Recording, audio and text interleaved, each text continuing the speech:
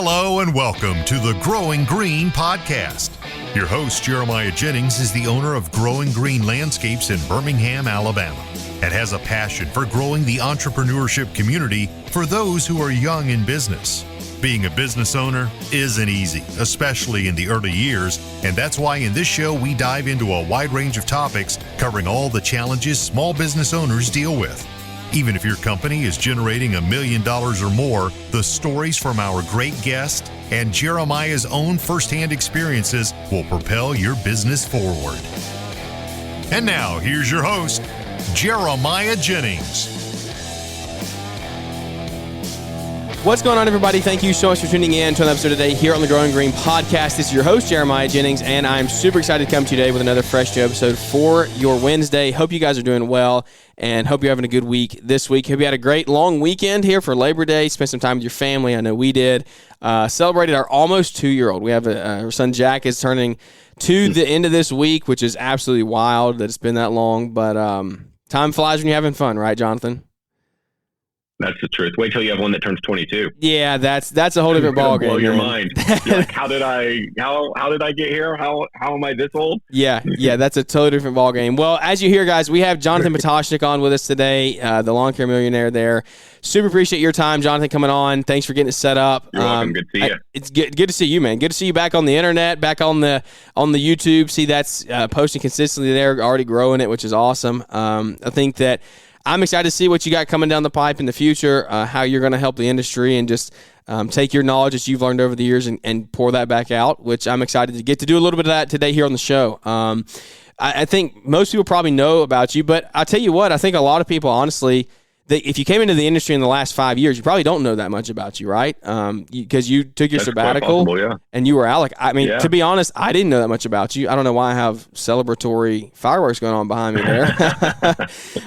For sabbatical. Yeah, I guess that's right. I don't know. But yeah, you were out and weren't on the internet as much because honestly, so I came into the industry. I started my company in 2018, but then I really got involved in socials like late 2020, 2021. So I didn't really even know that much about you other than just I knew people, mutual friends that were friends with you earlier on. And so that's how kind of we got connected, but I didn't even know that much about you. And I said, man, this guy's a wealth of knowledge. So walk us through, give us a little bit of your journey, as much or as little as you want to, and kind of get us caught up to today to where you are now. And then I want to dive into some real growth conversation today.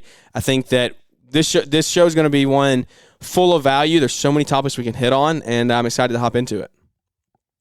Okay. So my story is basically one of a kid that grew up, we'll call it in the country, and I wanted cool cars when I was young and didn't know how I was going to get them, didn't know anybody that had them, and I figured I should figure out how to make money, and I started mowing lawns when I was 14. And I started making really good money and realized that if I were to get a job at the local grocery store somewhere else, I wasn't going to make very good money. Yeah. And that was really the spark that led to me saying, hey, I want to be in business for myself. And my whole career was built on something as simple as that. And I didn't know what to do. I didn't have any examples of anybody that had ever been successful. I didn't know anybody that owned a business. And so a lot of my early career was just kind of piecing things together, figuring it out. And I ended up doing a number of service companies. I ended up doing a number of technology companies, and some of it worked and some of it didn't work. And some things have gone incredibly well and some things have been really hard. And I've walked away from a couple of things because I just didn't know how to do things. I was trying to figure it out. And so I ended up I mowed lawns up until my freshman year of college. And then I got out of the business, never wanted to be in it again. Not because I didn't like it, it's just that my allergies killed me. It was miserable. It was beyond miserable for me to do the work.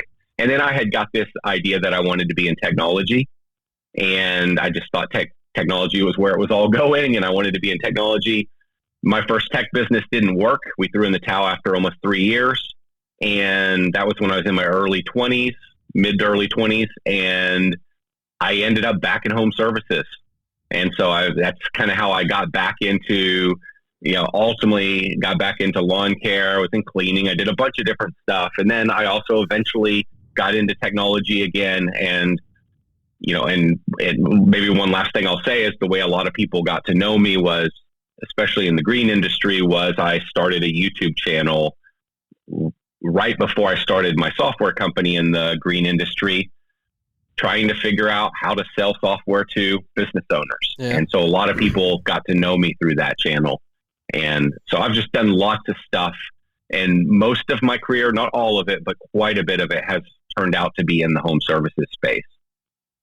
That's awesome, man. That's so cool. That's such a high level view. Like, I'm sitting here, I know some of the back and stuff. I'm like, that's such a high level view. You could go for another hour on just the stuff you've gone through. And I love that about you, though. I love that you just kind of, like, you've done it, you've accomplished it, but hey, it's just another thing. It's another accomplishment, and you're just still working harder to be better every day. What was your, before we hop into a deeper conversation here, what was your first business that failed? Yeah, so it was a software. So it wasn't my first business, because when I was in high school, I was mowing lawns. I had some vending machines, and I was kind of buying and selling cars. I wouldn't really call that one a business. So I had been doing stuff to make money. I was working my butt off to figure out how to make money any way I could.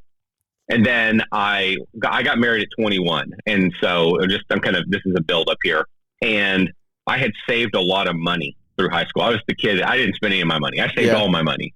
And again, my mission was I wanted to be successful, and I ultimately wanted to have some cool cars and, a different life than the way I had grown up. And I didn't want to spend my savings knowing that I was getting married. And I think maybe it was like the next year. So at 20, I actually took a job at a software company. And so I worked at a software company from around 20 to almost 24 years old. So that's about the end of 23 years old is when I started. 23 or 24 is when I started the software company. And that was a software business.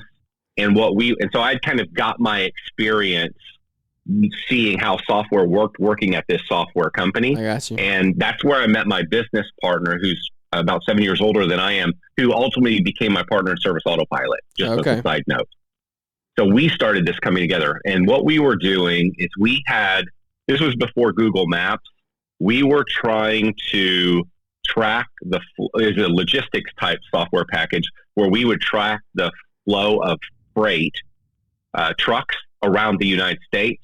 So there's a company called Qualcomm. A lot of people have probably heard of them, and they would put these satellite units on trucks and on trailers. Yeah. And we could connect to those satellite units and figure out where your trucks and trailers were around the country, or basically North America.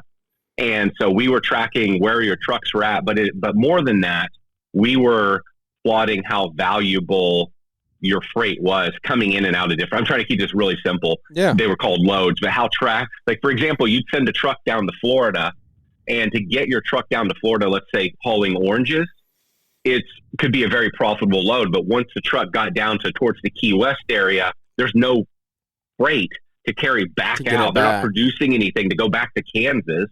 And so that truck would then, they called it deadheading. They'd have to come out of Florida with no load. And so we were trying to figure out the profitability of these different loads and the combination of loads. That was one like really elementary thing we were doing. Yeah. Elementary is actually the wrong word. We were doing lots of stuff, but the key is to know it was a map-based interface. That map-based interface is what kicked us in the face because it was before Google Maps. And so we were utilizing some of their technologies and trying to build this, but our biggest problem was back then, and I'll end with this, back then, you'd be routing this truck from, we'll use my Florida to Kansas example, and we'd have satellite data that the truck was in a specific spot, but there was no map data to correspond with it. Like the truck would just be floating out in space on this map on your computer. And back then, Google built a lot of that data. And so we were drawing the highway system as much as we were writing the code to do all of this. It was just John and I. We had no capital. I mean, we had our own capital, which was just enough for us to live on. Yeah. And it was a very, very complex problem. And so we made a lot of really cool progress, but ultimately we could not fund the thing. We both ran out of money. That's wild. So was that before, did you not want to go get other money, or was that before that was really like super popular? I didn't even know that was a thing. Okay. I'm telling you, like that's kind of the story of my career is, a bunch of people that listen to me might be I'm in my late 40s now. Yeah. You know, I'm older than probably a lot of people listening to me, and I just didn't have any of that. There was no YouTube to do this. I mean, I'm 20 something years old. You know, to give you a perspective of how far back this was, 9/11 is actually part of what took us down. I mean, it's 20 something years now. That's that's because we had actually, I just wasn't going to go into all the details, but we had actually sold this technology to a few companies, and they were working very closely with us to build it. And they were big companies, and they were in the trucking industry. Like one of them had 12,000 trucks. When 9/11 happened, insurance rates went up, all kinds of bad stuff happened, and they liquidated that company. It was called Burlington Motor Carriers out of Indianapolis, and it went bankrupt. And that was our like main customer. Wow. And so there was a variety of cascading things. That's how far back this was. And I don't remember exactly what your question was. Oh, basically, I didn't know raising money was a thing. I didn't know anybody owned a software company. I didn't know anything. Yeah. It was literally trying to figure it out. Like back in the day when you're trying to figure out, like, how do I do marketing? 2001, the internet existed, you know, and all that, but it was a totally different world. So you're more finding like these really crappy websites online of some guy. Like I remember a guy that I ended up paying attention to was named Jay Abraham. There's like some crappy sales letter online, and you're reading the sales letter and you're like, hey, if you call this number, you can get on this newsletter list and get part of his call-in program where you actually call in on a phone line for $300 a month, that kind of a thing. That's the kind of stuff that you had to buy, that kind of stuff to learn the information. Otherwise, you're just getting a book. If that makes sense. I mean, when I think about it, it's hard to believe what it was like in, say, 2000 as it is compared to today. Yeah, that stuff is so mind blowing to me. Like, because I'm 24, and so I've really never known a world like. I remember when Instagram first came out and things like that, but that was made my development, and so it's not, the internet's always been a thing since I've been alive and kicking and old enough to realize what it was. And I was asking my 80-year-old granddad that one time. I was like, "What's the biggest change you've seen in your lifetime?" He said, "Without a doubt, hands down, the internet." He said that's not even close. There's nothing that's changed the world more than the internet, is what he said. Yeah, I mean, I'm over 20 years older than you, and it's like, I'll give you this funny example. Like my oldest son's actually 20, or not my oldest, my youngest son's actually 20. And I remember when he was getting his first job at like 16 or so. No, he was buying a car, and I had him do the whole deal. You know, he called in and to the dealership, and he just left them a message, but never left his number and hung up. And they never called him back. And I realized that because I asked him some questions, and I was like, well, did you leave your number and all this? Like, no. And the example here is because in his world, if you call somebody, they can see caller ID on the other cell phone. Yeah. He'd never lived in a world where you had an answering machine or anything like that. It's like, there's so many little things like that. And so I feel like an old guy when I'm talking about, hey, back in the day, like there was internet, but it just sucked. Yeah, that's that. It was a totally different time. So you couldn't find these answers. Yeah, I mean, we've got friends that were talking about, they're older than us, talking about floppy disk and stuff. I'm like, I've never dealt with that in my life. I've heard the term, couldn't do anything with it. Like if you put that in front of me, I'd say, what is that, right? You didn't miss anything. That's all I can tell you. That's what it was when I started my career. Floppy disks were ending and hard disks were in. Yeah. And even with a little hard disk, you missed nothing. So I mean, you grew up in a really, you missed a lot of that boring stuff. Yeah. Very blessed for sure, because we get stuff like this. And the way that podcasts and YouTube and just the whole social media thing as a whole has evolved, like there's a lot of negative that goes with it, but there's a ton of positive that goes with it as well. Tons. And the pain. Yeah. The pain that a person can avoid by getting on YouTube now and watch somebody. Yeah. I mean, what a dream. I'm telling you, it was a book, a magazine, and you could find these like some information online. That's what the options were back in the day for me. I mean, and for so many people. And so you just kind of had to struggle through and figure it out, frankly, back then. And I think that helped me in some ways. It also, I would have gone faster in today's time. So it's cool. It's cool. I just wanted to double down what you said. Like there's pros and cons, but there's a lot of pros. Mainly we hear about the negatives, but there's a lot of pros to where we are at today. a person can legitimately get a business moving pretty fast at a young age these days. There's a lot of opportunity. You could have an idea for a business and have it legalized, legit, up and running in literally like what, a week, 2 weeks with some of these programs nowadays. Like it's wild. Yeah. I'm sorry, we could go on and different. I'll tell you one more. Like when I started Service All Pipe in 2010, this is 2010, it's not that long ago. You were around. Yeah, you know? yeah. We just to be able to get our first or the beginnings of Service Autopilot, the software business I had online, you had to lease a server in a rack somewhere that would be about $2,000 a month. You have that's like the most elementary, cheapest solution you could get. So right out of the gate, before you even are like, you're still a long ways away from ever being able to ship your software.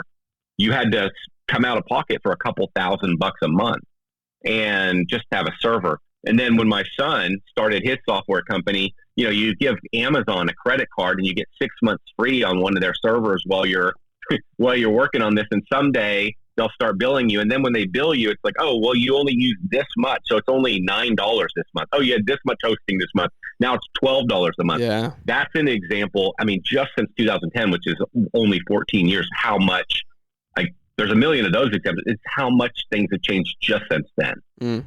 And we're all benefiting from that stuff. And I mean, I agree with you. Like, there's a million examples like that where it's easier to get started now. Still hard, still really hard. Yeah. But there's a million examples of why it's way easier now. And I think it's awesome. I think the back end of that would be, is it hard to start? Yes. But the thing is like, if you do struggle, if you do hit the bottom, there's ways to help you get out of that. You're not just sitting there floundering 100%. like, what do I do? Right. Because like in 2008, 2005, whatever, put your year before all this was popular, you may hit the bottom and you're like, well, where do I go from now? Like my brain capacity is tapped out. I don't have people around me to give me the wisdom or the knowledge in it. So I guess I just give up, right? And now it's like you should never have to give up. If you have a business that's like legitimate, it is there is a market for it. You can get around the right people to help you actually grow that business, even when you are struggling the most. 100% agree. 100%. So who knows? I don't know. The internet's got a lot of good and a lot of bad to it, but I take it on the good side and say, hey, it's been a way more of a benefit to me than a harm.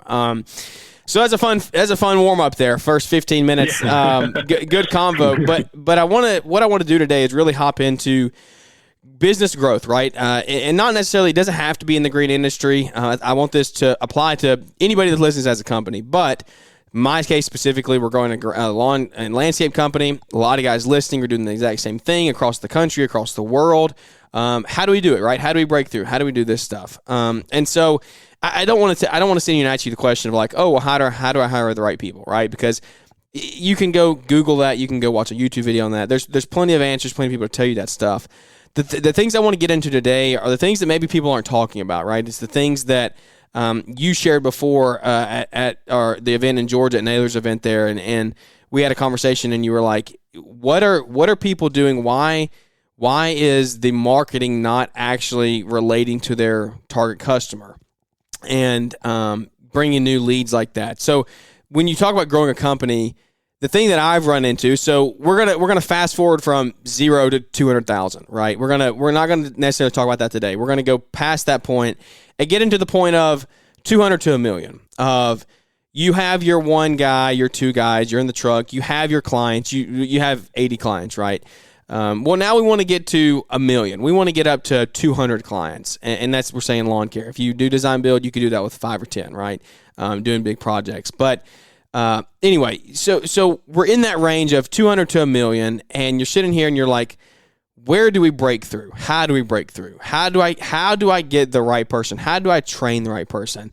And I just want to kind of bounce this off to you as an open-ended question that you take it wherever you want to take it. But when you're in that range of, like I said, from 200 to $1 million, maybe 300 to $1 million, you start seeing all of the struggles just compound at once. It's the cash flow, it's the employees, it's the lead gen, it's the adding equipment, right? Because you have to add crews at this point. So you get here and it's the bottleneck of like, where do we go? What are the next steps to take? Again, very, very open-ended question, and take it however you want to. It's not maybe not even be worded the right way, but like, What do you do at this point where you're hitting the bottleneck at 300,000 and you say, where do we go from here? Right? You've got two guys with you. Yeah. You're here. But you got to have lead gen. You got to have equipment. You cannot grow at the rate you're at right now. You have to take the business you're in, the style you're running, and it has to change somewhere. What are your steps? What is your advice? What would you say? Hey, this is what I did early on, and maybe what I would change what I did to get from that 300 to $1 million, and then we'll kind of dissect that. Okay. Well, the way you described it does a nice job of setting up, because you described it with all these things. Yeah. The people, the cash flow, the marketing, there's so many things. And that's exactly how it felt to me. It's exactly how it feels to everyone. It's like, there's so many things. Yeah. Where do I start? What do I do? What's most important? I don't know how to do that thing, but I know I'm supposed to do that thing. And maybe that thing's, get more clients. Everybody says, just, get good at marketing, do more marketing, spend more money on marketing. Well, okay, well, what does that even mean? Most marketing is a waste of money. It's that the million things all around you that you're hearing that you're supposed to be doing. This is actually an example of one negative of social media. One negative of going on YouTube is you're bombarded by, this is the solution. Yeah. Everybody's got the solution. Everybody's got an agenda to sell you something, or everybody had a different version of success and they think this is the most important thing. And you are just confused in a sense. Like, there's too many things. And so in a situation where there's too many things, it's very easy to do lots of things that feel productive, like work harder, hustle harder, and it feels like you're doing the right thing, but it's really not leading to a lot of forward progress. I think about that in my own life. I have done so many things and spent so many hours doing things that in hindsight really weren't very effective. Yeah. Because I was trying to figure it out. I didn't know what to do. I'm just trying stuff. I think, well, maybe this will work, or I just don't know.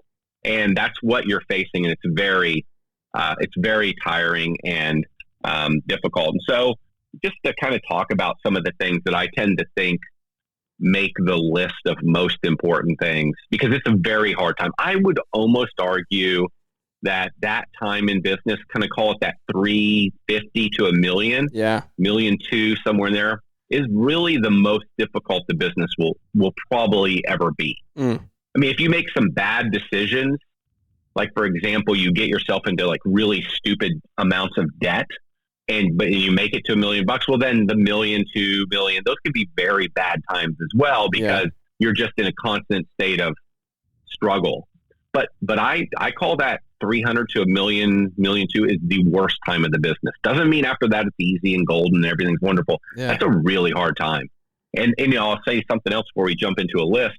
A lot of people, I've when I used to do a lot of YouTube videos and now I'm doing this stuff again, I sort of had this general theme of like, hey, build a bigger business, go bigger. Yeah. And a lot of people, that doesn't resonate with it. They would, with that message, they'd push back like, I don't want a bigger business. I don't want that. And that's totally cool. But where that was coming from me was not like, hey, you need to be super rich or you need this giant income. That's the only way to live. It was more of, your life will be better if the thing gets bigger. Yeah. It's really, that messaging for me was that simple. I want to help you. And the way I think I can help you is to say, hey, life is a whole lot better at $1.5 million or $2 million than it is at 500,000. And that's why I say build a bigger business. And because it's such a tough time. And why is it such a tough time? Well, you don't have any money when the business is small. Like, you've got a problem. I need this person, and the person I need is too expensive. You don't have any money. Your business just isn't making enough money. Yeah. Another problem is the one we started with. There's 90 things going on. They all fall on your plate. And it's just hard. And, for a lot of people that start young or younger in life when they're building a business, what else might be going on when you're building this business? Maybe you have a young family. Maybe you have kids in sports, and it's like there's a lot going on. It's not like you get start your business a lot of times when you're 20 and you have nothing yet and it's just you, or you're 55 and everybody's out of the house. Like, you're probably starting the business and have everything going on at the exact time in life where you're really busy, or maybe you're just dating and that takes up a lot of your time. Like, there's just a lot. It's hard. So anyway, list of stuff, like highlight things you got to think about. I'm going to rattle them and then we can dive in. You do legitimately have to figure out marketing. You do, because that's in sales, because that is going to be the thing that grows the business. And without you, so everybody says it and they're right. It's just like, okay, how do I do it? So I put that on the list as one of the most important things you've got to think about. Like, if you've decided you want to be a person that has a bigger business and you want to get out of this $350,000 a year trap and get past that, somehow you've got to figure out marketing, grow this business. Doesn't mean you have to ultimately do all of it. You've just got to get enough skill, learn enough things so that you can figure out how to acquire clients. So that's something you've got to be thinking about in terms of like growing your ability. One of the absolute at the top is you've got to figure out how to get money. You got to get paid really fast. Yeah. Because you've got to fund this thing. Somehow you got to pay for the next person you need to hire. And you can pay for them by getting a loan. You can pay for them by raising capital. Most people don't do that in these industries. Or you can pay for them by getting the money from your clients faster. So the analogy I use there is, if you do a job and then you send the client an invoice, for a lot of people, in between the time you send the job or do the job and send the invoice, you've got to pay for the fuel on the credit card. You've got to pay the payroll. You got to pay all these bills.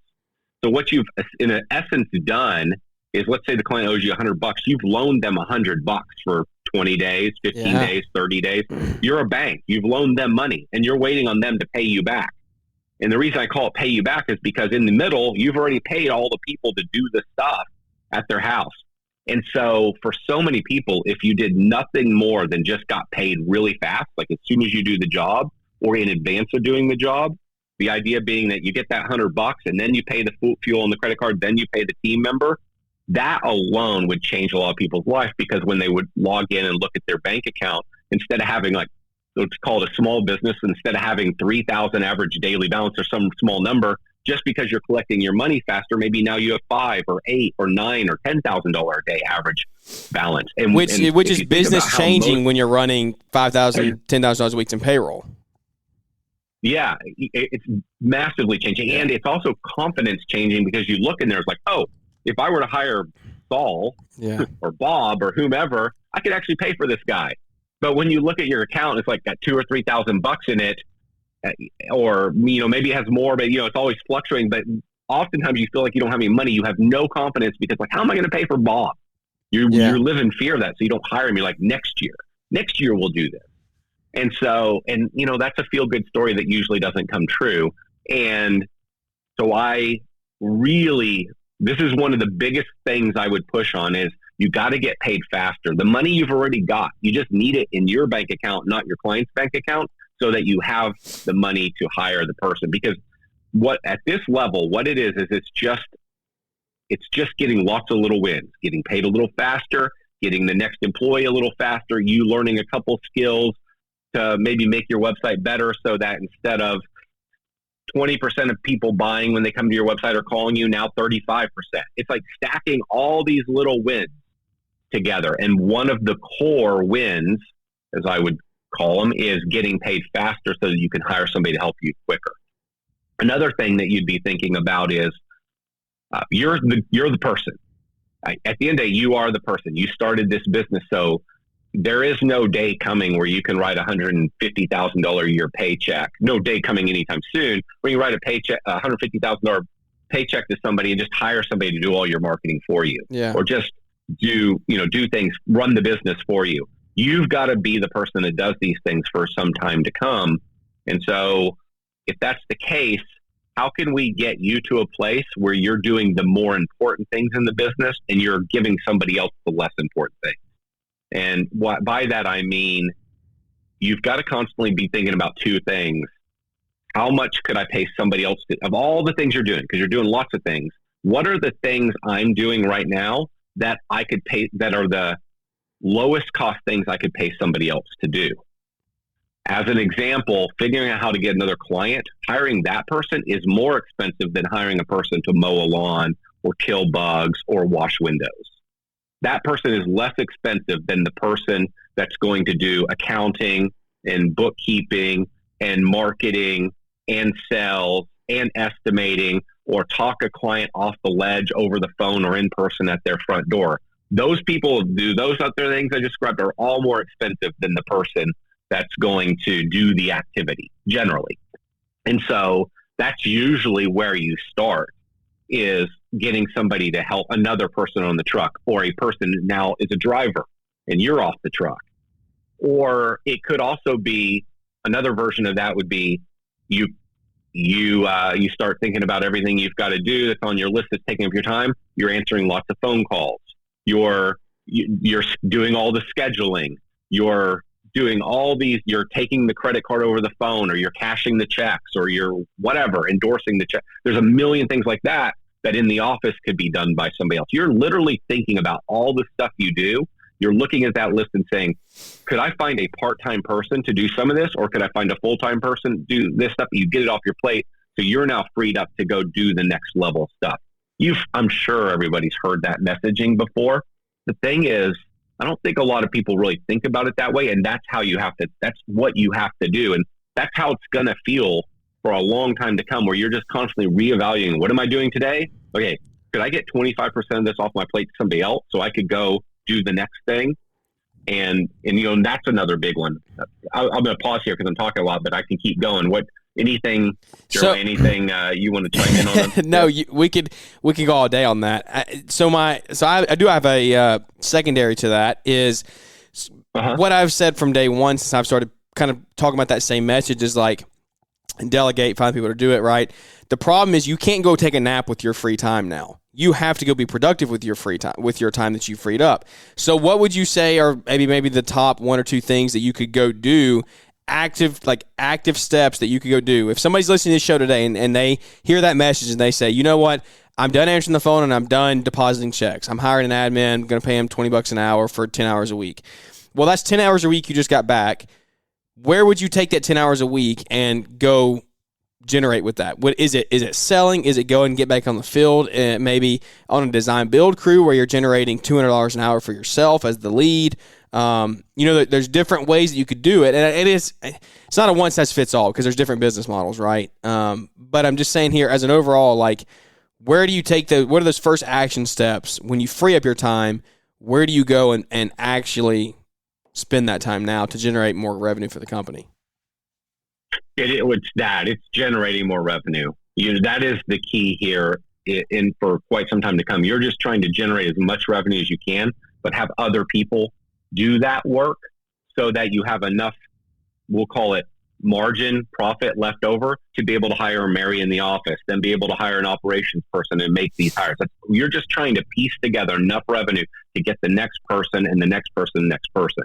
So you get more and more and more stuff off your plate. And so that also things run better, because if everything's on you, you're eventually going to be slow getting the bills out. You're eventually going to be slow responding to clients. You're going to not answer the phone. You're going to get estimates out late. You're never going to follow up on the estimates. All those things that you're not doing because you've got too many things on your plate eventually start costing you lots of money, which also make it impossible to grow, which also make the business kind of suck because you're stressed and frustrated. And so, to your point, the next thing, my bulldog just came in here. I saw him walk around the corner there. So, okay, yeah. So so what you want to do is exactly what you said. You want to go figure out how to generate revenue. Design build could be an example.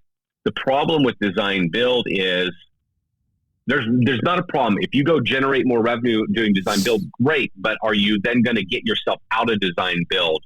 Because that is usually a trap. Yeah. That is a trap that can make you a lot of money, but just becomes a next level trap where people can't find a designer. Yeah. Actually, I have a video that's coming out this week on this. They can't find a designer. They're afraid to hand off sales. They're afraid to hand off estimating. So it's just like, yeah, you get to a little bit bigger business, but then you get trapped You're there stuck because there. It's really hard to hand off those functions.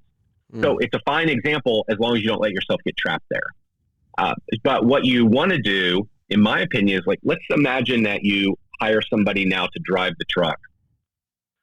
And you're like, okay, I got to pay. Your business is kind of small. And so let's just say this is your profit margin. You hire somebody. Now your income is dipped. So maybe you aren't making much money, but it's still gone down because you got to pay Bob in the truck.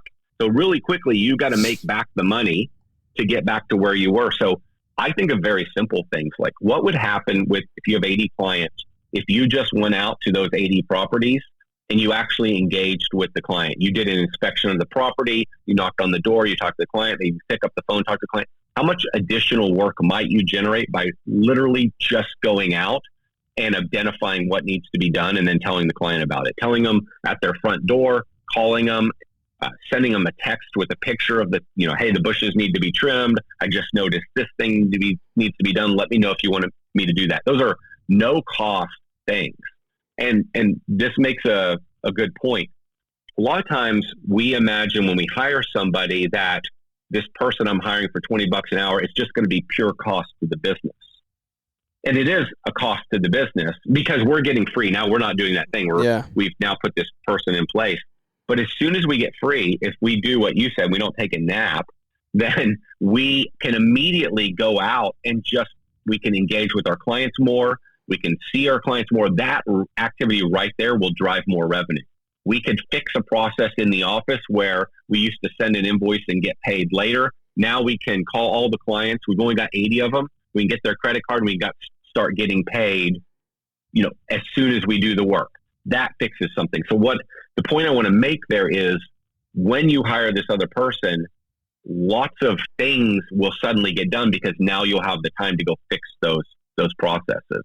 So to kind of go back to what we were just talking about, you want to figure out what are the things I could go out in the field or do over the phone to sell more work. That's really what your goal is to sell more work so that you can pay for Bob you just hired and you can start to build more money so you can go get the next person.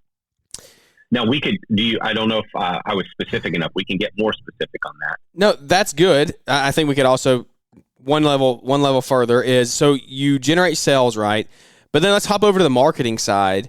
If you let's say you tap out your customers, you go through all that. Well, you're like, okay, I've got to get new customers in. And we talked about it earlier in the show. There's plenty of people trying to sell you a course or the newest way to market: Facebook ads, YouTube, Google, whatever, right? In today's world, where we are circa 2024 here, what would you say, like, because here's the thing that I honestly get caught up in sometimes. It's like, you know what? I'm not paying some marketing company $2,000 a month. I'm just going to go learn it all, and I'm going to be the marketer.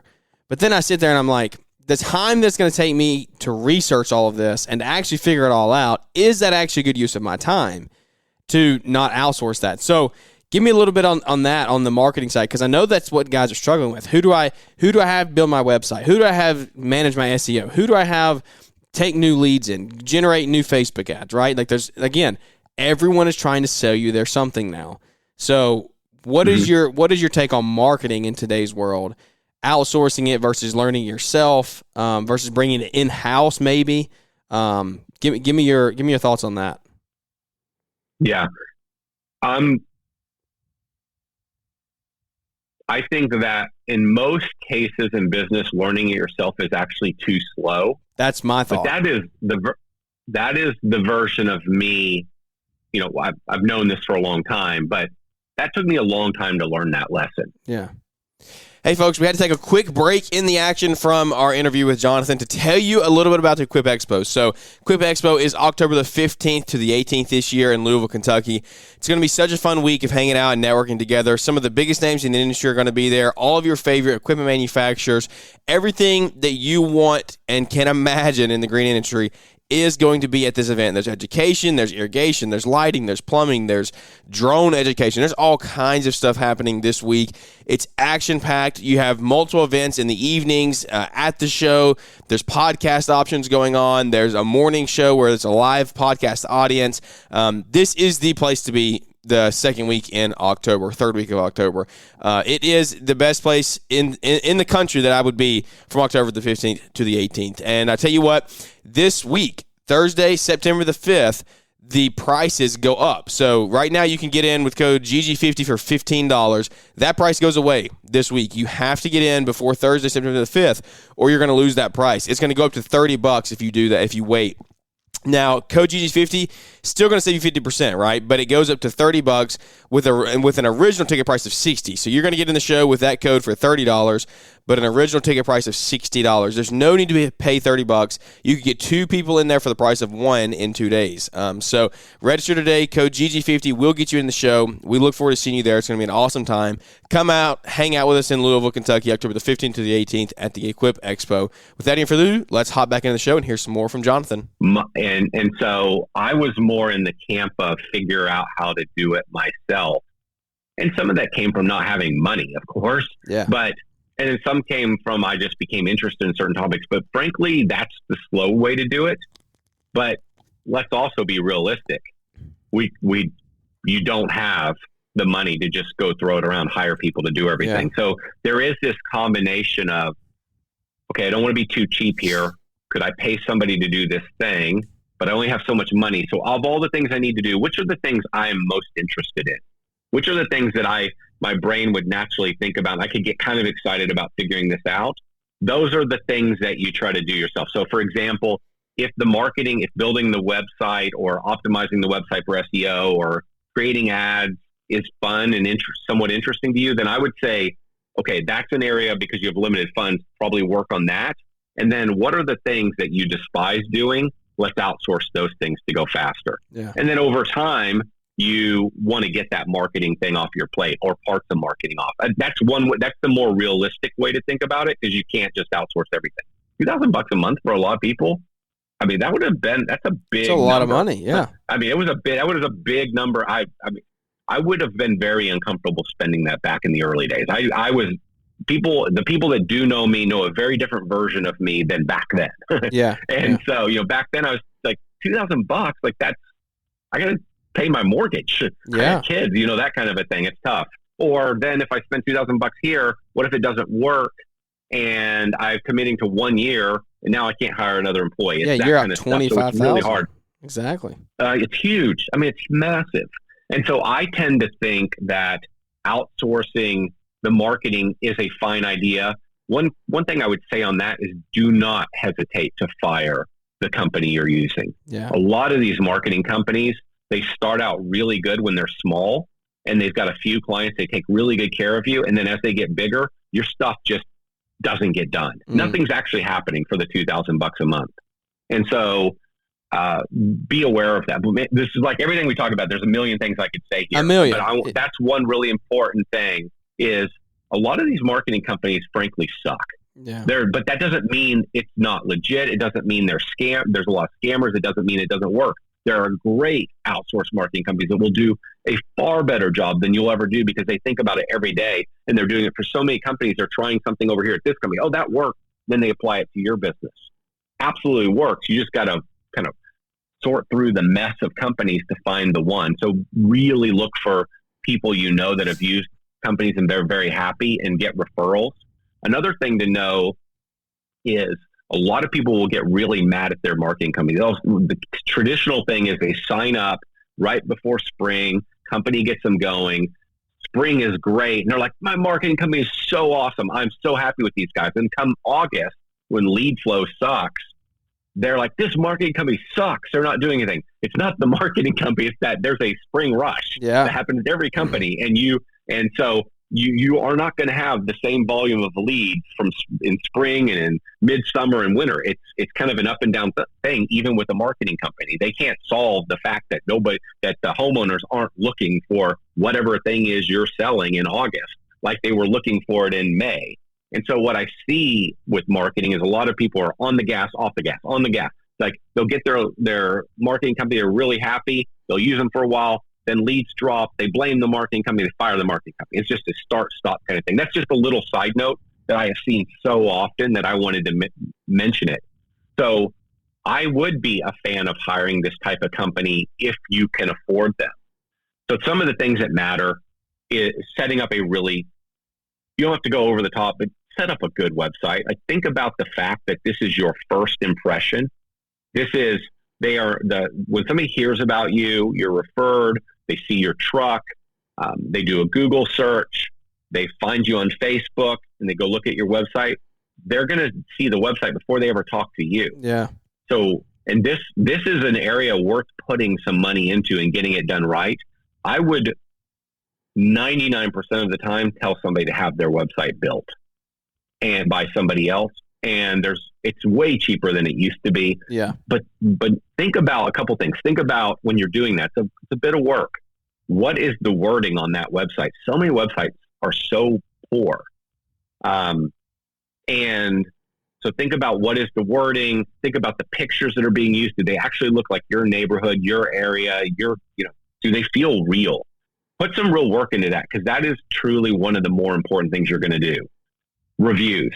There's just no getting away from it. If it's back to the example of if you hire Bob, now you're freed up. One of the things you should be doing is checking in on your clients, selling more work, but also then asking for reviews. Reviews are imperative. They're imperative for SEO. They're imperative. They feed paid ads. They feed conversion rates. They feed all these other things. So that is one of the highest uses of your time, is getting lots of reviews. It's really, really important. So your website, your reviews, Google AdWords. Everybody talks about doing Google AdWords. Google AdWords is great. The problem is it's really expensive. So you could go hire your $2,000 a month marketing company, but for Google AdWords to really work, you got to give them at least another $2,000 a month. A lot of companies cannot do that. Yeah. And so Google AdWords might be an aspirational thing that you eventually do, but in the interim, you're doing maybe Facebook ads. You're doing other forms of marketing, eventually with the goal of getting to Google Ads. What can you do to be getting referrals? We used to use this gift card strategy at CityTurf, where we would give our client a gift card and say, hey, it's been a while, and this was way back and I taught it, but it was very effective. And basically, we would give a client a gift card to give to a friend or neighbor. So it would be like a $50 gift card, and we would say, hey, to our client, thank you very much for working with us. We've really enjoyed working with you. We greatly appreciate it. I wanted to give you a couple gift cards that you can give out to your friends or neighbors. These are a real $50 gift cards. If you give it to them, it's $50 free service from us. And if they use it, we'll send you a $50 gift card to a local restaurant. I worded that pretty poorly, but you get the gist of it. It's been a long time since I've had to talk about that. Yeah. But it was a referral strategy where we were incentivizing our clients to give a friend or neighbor a gift card. And every time that friend or neighbor called and used that gift card, we would then send a handwritten thank you card to our client with a $50 gift card to a local restaurant in it. And so that lead cost us $100, but it worked really well. And I only had to pay the $100 for a sale. I didn't have, it wasn't off Google chance. AdWords cost. Exactly. I mean, I was only paying when I got a sale. So, things like having your trucks painted, imperative. You can vinyl them or wrap them. I tend to like vinyl and paint. I think it generally holds up longer than a wrap, and it's cheaper in the long run. You could do a cheap spray on your truck and just respray them every couple years. Whatever you got to do to sort of start doing that, that is one of the most important things. Real quick side story on this. Everybody asks me, is it really worth painting the truck? Is it really worth doing this? It is arguably one of the most important things. One of the challenges with things like the truck, painting the truck, is you can't for sure know that you're getting a sale based on the truck. Yeah. Whereas, let's say that you put a door hanger on a door, or you do that gift card referral strategy I talked about, and when the person calls, you can attribute the call to the gift card or to the door hanger or to something. That thing just worked. And so that feels good. You can never know. I mean, every once in a while, the person will say, I saw your truck. But really, for the most part, you don't know if the truck will work. But the reason I want to double down on this is one of the most important things to do. It makes all your other stuff work. So there's this general concept that a person needs to see you, I don't remember the day now, but something like seven times before they trust you. They think, before they believe you've been around for a while, before they feel like it's safe to use you. This truck is one of those things that when you put out a door hanger, when they find you, when they're looking at a list of names in Google, and it's like, there's 10 companies, they're like, oh, I recognize that name.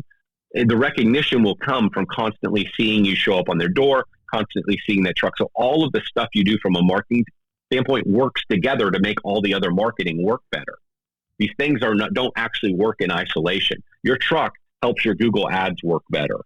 Your truck helps your door hangers work better. Your door hangers help your Google AdWords work better. It all works together. And I'll tell you one real quick story. So if you look at the data in our CityTurf business, we're a pretty big company, and we have tons of clients. We serve like 6 core cities, and we have tons of clients in all those cities. The 2 lower income cities, and they're not like low income, but they're the two cities that are not as successful as the other 4 of the 6. Yeah. We dominate these cities. They are not, like, in some cases we have 16 homes on the same street, 12 homes on this street, like just incredible density and a strong percentage of number of clients in those cities. And we'd expect to do good in those cities, but not to the level we do.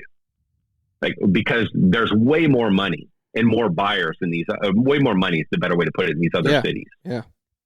The difference is that for 15 years, the main roads that run to these cities is exactly where our office is, and where 100 and something trucks a day will go up and down this road. So people are just seeing our trucks constantly.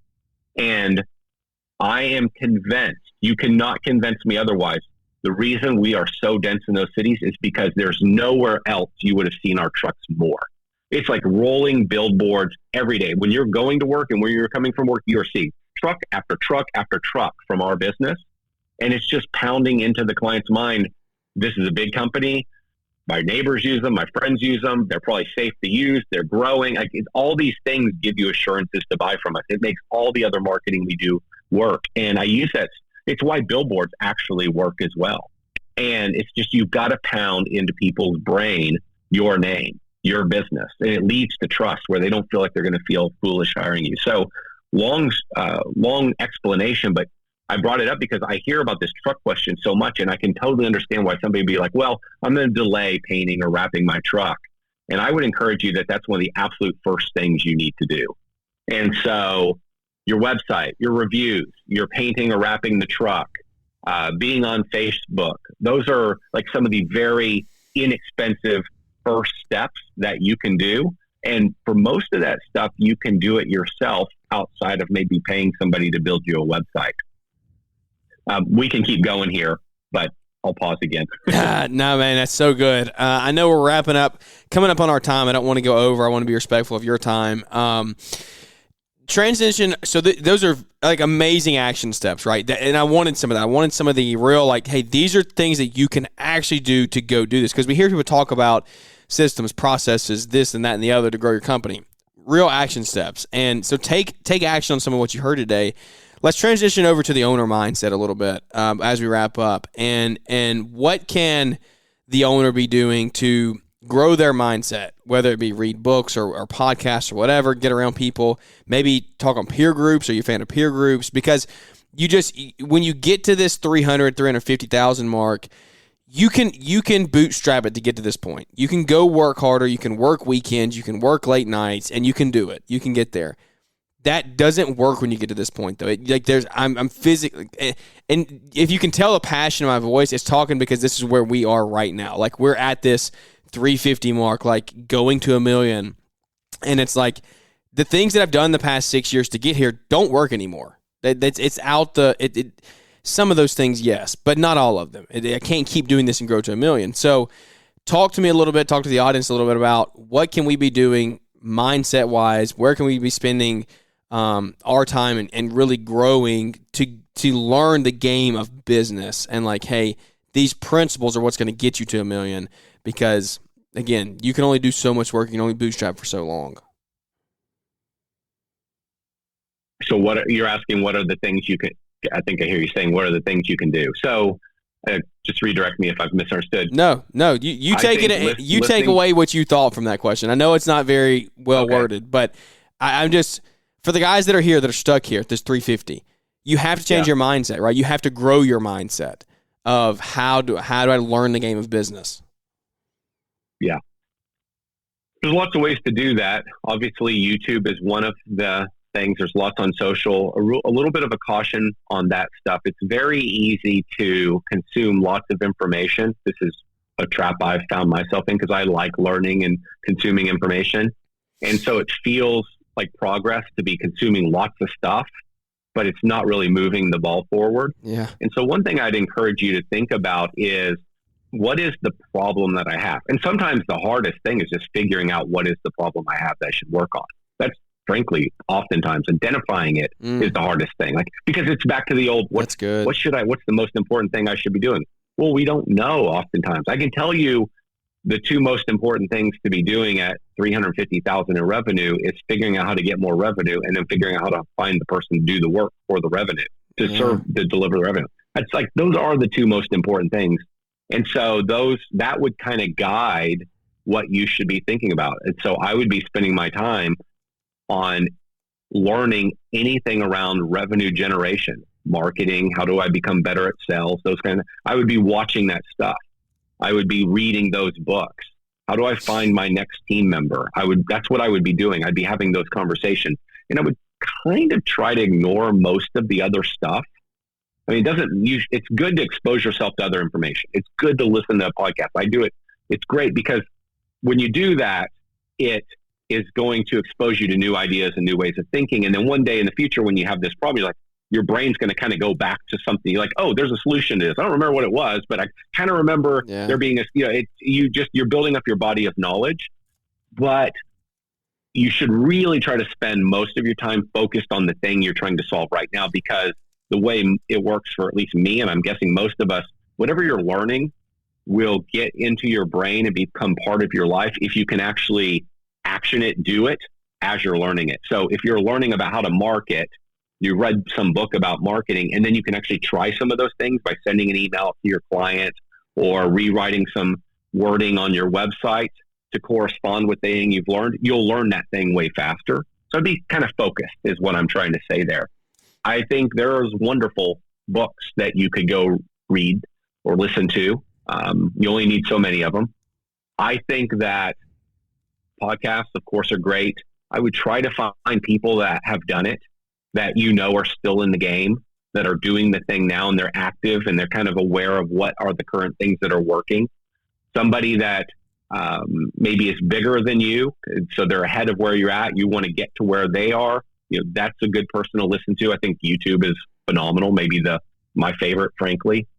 I like books. I'll go back to books. I like books because when somebody's creating a book, oftentimes they're trying to create a speaking career. And what they're doing is they're putting their very best knowledge into this thing. They're condensing 10, 20, 30 years of experience into this thing to show to the world put their very best foot forward. So sometimes the book is some of the very best thinking. So I tend to be attracted to books.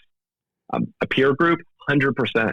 I mean, if you go read Reddit or you look around the internet, everybody's like, they're just trying to scam you. They're trying to take your money. It's a scam. It's a waste of time. Dude, you've never been in a good peer group then. You don't know what you're talking about. A good peer group can move the needle for a couple reasons. One, if you've got a really good leader of that group that's in the game and has done it, they could just shortcut so many things. Yeah. You could be thinking, I need to do this thing. And you're like, man, I've been down that road. Don't do that thing. Do this instead. And they just saved you a year and $24,000. I mean, that could happen over and over and over. When I was doing my academy group, I have nothing to sell. Like, this isn't me saying, oh, you should be in a peer group so you can join my thing. I have nothing to sell. I don't have a peer group for you to be in.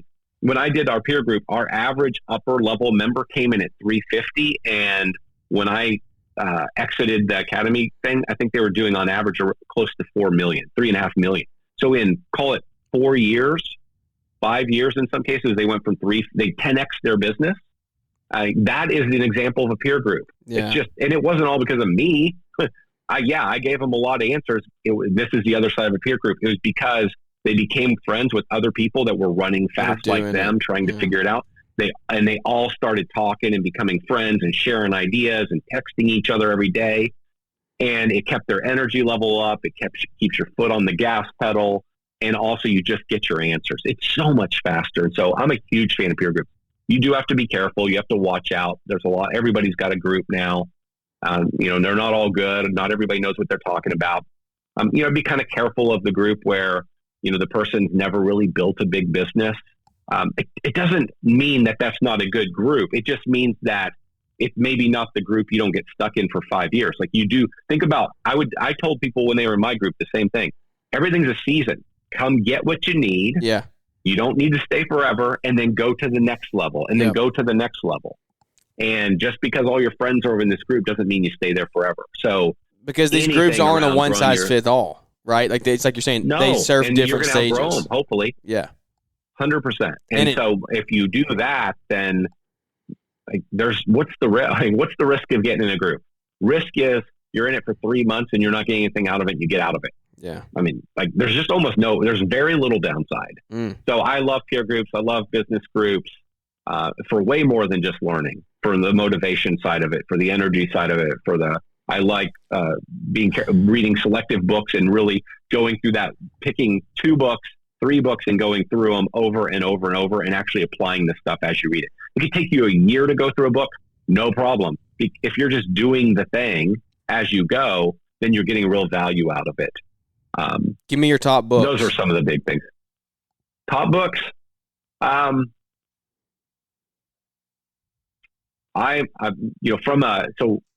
For this stage in business. There's a book for that stage in business. Dang it. Go with what you were going with. Yeah, go with what you were going to say. Well, I was going to say, I'm trying to think of the other one because I do want to say that one. I really like this book called Influence. I've used it it usually comes up. It's by a guy named Robert Cialdini. Okay. And the reason I like this, it's like a psychology book in a sense, and I probably have lost you when I say psychology. No. But in the book, they give lots of examples of getting in the mind of your buyer and how to word things and how people make decisions. And what it will do is it will impact how you write your marketing, your website text, how you write your text on your marketing piece, how you do customer service, how you talk to people. I think it's insanely actionable. That's and good. It's foundational. And that's why even at a small business level, it will impact the way you think. There's a book that I really like that I've recommended it tons, and it's just left my mind. It's, oh man, sorry. You're good. You're good. Putting you on the spot like that is tough. It's tough to come up with. Well, I'm trying, because there's so many books. Yeah, I'm trying to get it down to a couple. Yeah. And that's the benefit of having time on your side, right? Having the history of reading the books and things like that. I'm a huge fan of it. I think that you should spend time reading, and I think what you talked about a little bit ago of you should be focusing on things that are kind of in where you're at, in a sense, in the stage of business you're at, because I can go listen to a lot of cool podcasts about growing a software company or growing a big business, using other people's money to grow real estate or whatever, right? I can go learn all that stuff, and that might help me down the road. Learning real estate might help me down the road, but that's also taking up space in my brain right now that I should be focusing on. You're good. You find the book. You're good. I'm looking. Okay. Yeah. Yeah. That's taking up space in my brain that I should be focusing on my company right now. And it's like, at the end of the day, is the real estate stuff valuable to you? Yes. But is that helping you grow your business right now? And so when I sit here and look back and say, well, where am I spending my time? Who am I listening to? What am I listening to? Don't get so caught up in being a fan of someone just because they're putting out good content. Yes, that's great. Is their content actionable in your stage of life? And like you're saying, don't be afraid to move on to new things and new groups. And it's not that whoever you're listening or watching to is bad. And it's not even that their content is useless, right? It's useful for a lot of good people out there. It's just for a different stage in business. And so you get into a group, you get into other areas, and you say, does this fit where we're at now? And does it fit where we want to be in a year? Not where we want to be in 15 years. Because like putting that stuff in your brain, it takes up too much rent. I have too much stuff taking up rent space in my head right now, and I got to focus on, and that's the problem of running all over the place, not delegating anything, is I have so much. I've got the truck to fix, the email to send out, the invoice to send, the customer to call back, the estimate to go on, the job to do. That's all living in my head, and I've got to be able to focus on some certain things. So those are my takeaways from everything that you talked about. Yeah. And what you just described was the story of my career. I was just over here, over there. I was trying a million things before. I start this thing and I'd never even finish it. And then I'd be on to the next thing. I'd start and never finish it. I had a plan for the day, and then Miss Smith calls and she's pissed about something that we did. And now that's the new most important thing in my life. Yeah. Until I wake up tomorrow and there's a new most important thing. And it was just this story of jumping around. jumping around comes from, I think a lot of entrepreneurs just naturally do that. We like the next shiny thing, but also it comes around from just not knowing what to do. And I'm telling you, the two things that most matter, getting clients and getting team members to do the work. If you go really hard on those things, you're staying in the right lane. And then eventually, as you start to get more people under you, the next thing you need to learn is like, how do I get good at managing these people and talking to these people, motivating them and keeping them on my team? And so you develop that skill set. I can tell you, if you do those three things, you're doing the right stuff. I found my two books that I couldn't think of. One is, so this one is really not going to be exciting for people, but I think it's it's a numbers book. But man, if you don't know your numbers in your business, you'll also you might get big, but you won't have a good business. I can't tell you how many guys and gals grow bigger businesses fast, and then those businesses implode. Yeah. It is such a common story. It's just usually not visible, but it happens all the time. And why does it happen? Because they don't know their numbers. The business actually wasn't very good. So there's a book that I think is one of the most simple, best books written on the numbers of your business, and it's called Simple Numbers, Straight Talk. Simple Numbers, Straight Talk, Big Profits by Greg Crabtree. It's a book that just get it and read a chapter here, and use it more as you don't have to read the whole thing. Just kind of skim through it. Like, oh, I'm interested in this right now. Read that thing, and then come back to it another day and kind of skim through it. It's like, oh, I got this problem right now. How do we do our bookkeeping? Then another time, it's like, I don't know if we're making any money. Go find that chapter and read that chapter. You don't need to start this book and read it from start to finish. Just read parts of this book as they resonate with you and you have that problem. And just keep this book nearby. That's awesome. And that would be it's a very approachable book. The first time I read it, and it's got to be a 15-year-old book. When I first read this book, I was like, this is the most approachable book on numbers I've ever read. Like, he did such a masterful job of simplifying the topic. And he's got a more recent book, and I haven't read it. I'm sure it's fantastic, but I refer you back to his original book because it's so approachable. Doesn't mean that everything you read is going to be like, oh, that's easy. That makes perfect sense. It's still, for many of us, accounting and numbers that maybe you don't like, this will be very valuable as a reference for a long time. And use it as a reference. Don't use it as, I need to sit down and read this book over the next 3 weeks. Don't bother with that. If you want to do that, awesome, do it. But think of it more as a reference. And then the book I was originally trying to think of that I couldn't think of is it's a guy named Chet Holmes, Chet Holmes. Mm-hmm. He's got a book called The Ultimate Sales Machine. Chet died a few years ago at a pretty young age, in his 50s. So you're not really going to find much about him, but he used to work really closely with Tony Robbins and a couple other pretty big name people. And this book covers all kinds of topics. Like, it's been a long time since I read it, but how to be productive and get things done, how to do marketing, how to do sales, how to build a team, how to hire. It's broken down into doing lots of stuff. And I think it's lots of the activities of the business. Again, on this one, I would say, don't let it get you too distracted.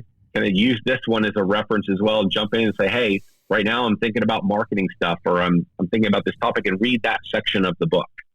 And I think this is a kind of a good overview book to really get your brain thinking about what's possible and different approaches to do different things inside the business. So those are the three books I'd leave you with.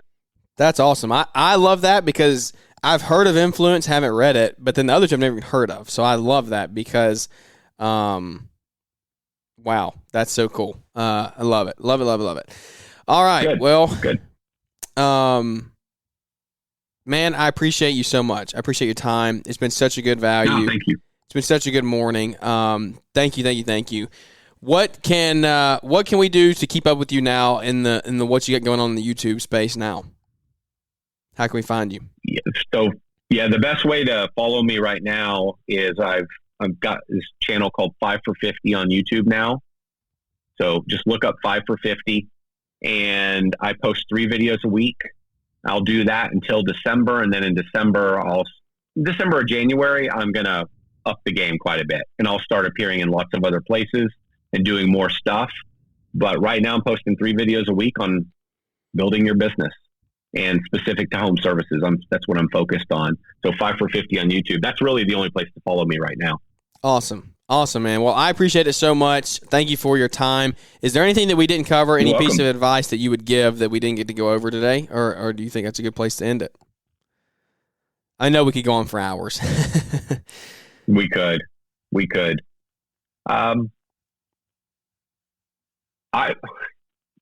only thing that really comes to mind is just it's a tough time in the business, and I would encourage you not to be discouraged. I would tell you that it's the advantage of it being tough is this is where about 85% of your competition will get taken out. They will never get past these numbers.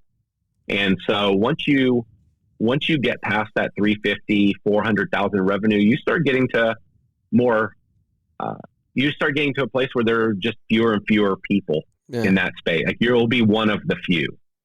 And the answer to getting past it is truly as simple as the recruiting team members and figuring out how to sell more work. It's really that simple. That's the only thing that matters. And so it's very easy to get discouraged and beat down. It's very easy to tell yourself this isn't really possible. Those other people got lucky, or it used to be easier 10 years ago. Or man, if I'd started my business back when Jonathan started his business, then I'd be able to have done this. None of that's true. You can do all of it right now. It's just challenging. And the reason it's challenging is because it's legitimately hard to have no money and figure out how to do all this stuff. And it just takes time. And there's a lot of stuff you have to learn. But I promise you, everything you are learning right now it's going to set you up to be able to build a big business, but it's also going to set you up that if you want to start another business someday in a completely different industry, you'll know how to do it. Someday, if you want to be better at investing, you'll have the skills to do it. Like everything you want in the future is based on all the stuff you have to learn right now to get $1 million or $2 million or $3 million business. But most people give up. Most people never get past this place because it is legitimately hard. It's legitimately painful. And the difference between the person that will put their head down and learn everything they have to learn and do the work to get to the next level, and the person that says it's just too much and tells them a story of why it's not really possible, those are two completely different human beings with two completely different skill sets that get to live two completely different lives. And one of those people in the future is going to believe that other person got lucky, and there's they're just going to tell them some narrative that makes themselves feel better about not going for what they wanted in life. And the other person that did all the work is going to be unbelievably grateful that they developed themselves into the person they are. Because they then will live in a world of confidence, believing that if things melt down around them in the economy, their business, anything happens to it, they could go do it again. And I think that's the life you want. That's a life of, in my opinion, happiness. Is a life where you have hope and confidence is a life that leads to happiness. And the way you get it is by developing yourself. And the way you develop yourself is by going through a lot of stuff that's not fun. And it'll make you into the person you want to be. And I think, and that's why I tell you, don't be discouraged. Like the stuff that you're dealing with now is the stuff that is going to make you the person you want to be when you're 40, 50, 60, whatever the age is. So just keep your head down and go. You will eventually get it. I love it, man. Get around good people, and you'll see a breakthrough as well. That's what I'm learning day by day. 100%. So, awesome, dude. Well, thank you so much for your time again. Guys, thank you for listening. Thank you for coming on and following along with us. I hope you enjoyed Jonathan's stuff. If you did, leave us a review. Reach out, follow Jonathan's new YouTube there. He said he's coming more. He's going to hit it hard end of the year here, so excited to see what he's got coming in the future and everything that he can do for you and help you grow your business as well. Just put in the work, right? Put in the work, put in the effort, the late nights, the early mornings. It is tough, but it all will pay for itself in the end one day when you learn to grow along the way. So, and Jonathan's someone who can sit here and say, hey, it has literally physically and just emotionally paid for itself, right? Like you put in the work and you saw the reward. 100%. And I know lots of other people that have. I know a bazillion people that have. Yeah. And the difference is they stuck with it. And they learned the lessons and did the work. So most people don't. Just stick with it. Guys, thank you for tuning in. Hope you enjoyed the show. If you did, leave us a big 5-star rating and review because those help us grow the show each and every day and bring new listeners in here. We look forward to seeing you guys at Equip Expo in just a couple weeks. If you want to get in there for 50% off, use code GG50, and we will see you there in Louisville, October 15th through the 18th. But thank you for tuning in. Jonathan, thanks for coming on. And, guys, we look forward to catching up with you here on the next one. Thanks for tuning in to the Growing Green podcast. It is an honor to have you listening, and we hope you receive valuable advice to help take your business to the next level. Don't forget to follow the podcast so you'll be notified when our next episode drops.